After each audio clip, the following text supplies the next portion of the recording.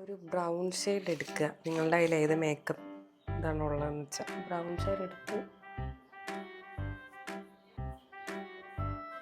First day അല്ലേ, എന്തെങ്കിലും തെറ്റുകൾ പറ്റിയാൽ ക്ഷമിക്കുക. ഞാൻ ചെയ്തു വരുമ്പോൾ പോലെ വേറെ വല്ലതും ആവും. താഴെയും കൂടെ ഇട്ട് കൊടുക്കുക. എന്താ ചെയ്യണ്ടേ? കണ്ണെഴുതാം. അറ്റത്തുനിന്നാണ് ഞാൻ തുടങ്ങുന്നത്.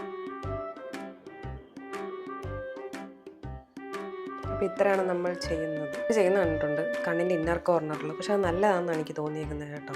ഹൈലൈറ്റ് ചെയ്യാൻ വേണ്ടിയിട്ട് ആദ്യമേ ചെയ്യുന്നതായിരുന്നു നല്ലത്. നമുക്ക് ഒരു കാജൽ എഴുതി കൊടുത്തിട്ട് സ്മഡ്ജ് ചെയ്യാം. സംഭവം ഒരു ഞണമക്കളിയാണ്. ഒന്ന് ഇങ്ങോട്ടോ ഇങ്ങോട്ടോ പോയാൽ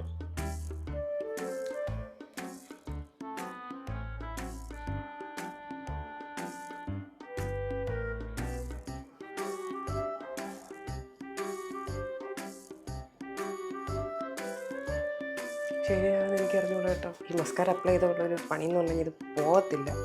വാട്ടർ പ്രൂഫാണ്. രാത്രി ഞാൻ എന്ത് ചെയ്യുന്നു പറയാം.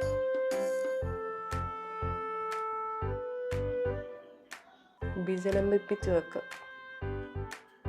ലിപ്സ് എപ്പോഴും ഒരു ഗ്ലോസി ഫിനിഷ് ആയിരിക്കും. ജസ്റ്റ് ഒന്ന് ഔട്ട്ലൈൻ കൊടുക്കുന്നുണ്ട്. നല്ലൊരു ബ്രൗൺ ഷെയ്ഡാണ്. മാഴ്സിൻ്റെ ഡീപ്പ് ഡൗണോ അങ്ങനത്തെ ഒരു ഷെയ്ഡാണ്.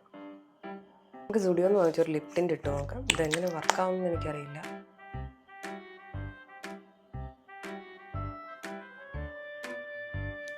പിന്നെ നമുക്ക് ഈ ലുക്കൊന്ന് മാറ്റി നോക്കാം. അപ്പോൾ കുറേ മാറുമായിരിക്കും. കൺസീലർ ഞാൻ കുറച്ചും കൂടി ഇട്ട് കൊടുക്കുന്നുണ്ട്.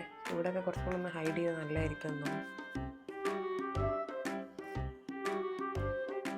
മേക്കപ്പ് എന്ന് പറയുന്നത് നമ്മുടെ ഒരു കലാവിരുതാണ്.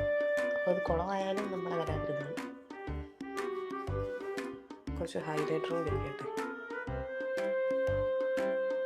എൻ്റെ ഒരു ഐഡിയ ചെയ്യുന്ന കേട്ടോ.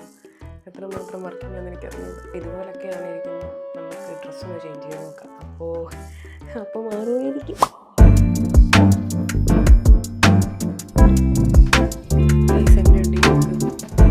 എനിക്ക് ഇഷ്ടപ്പെട്ടു.